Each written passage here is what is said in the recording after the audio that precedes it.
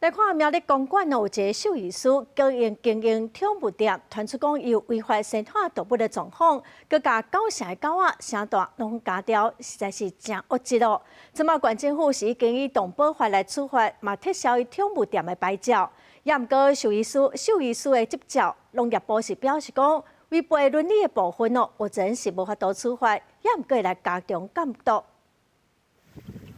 苗栗县公馆乡的人人犬舍由细只兽医师经营，当地也出违法犯事，若是环境垃圾业者也加掉狗舍狗仔声大，行为恶质。苗栗县府以违反动保法处罚，也废止业者特定宠物业许可证，有关凸显动保制度的空旁。制度不公不能等。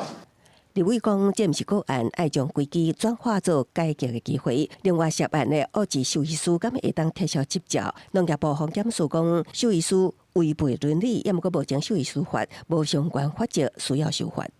会希望在我们的这个兽医师法当中特别要来做明定，就是专业伦理的一个条款的部分，是涉及所谓的虐待动物这样子的一个行为，我们要怎么样来废止他的这个执照？就是确实，目前违背伦理的部分，我们兽医师法是目前是没有任何的这个法则，我们也是打算要来这个修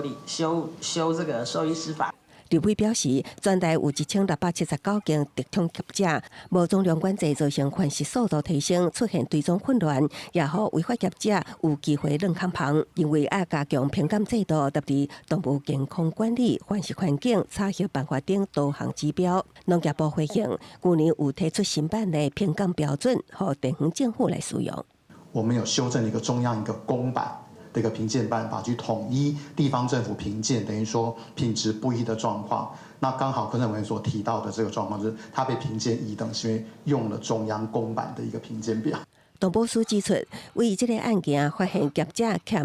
监督制衡的制度，会严期修订特宠管理办法。立委表示，对兽医师伤害狗仔违反动保法，会提案修法有关行动。公司新闻采访报道。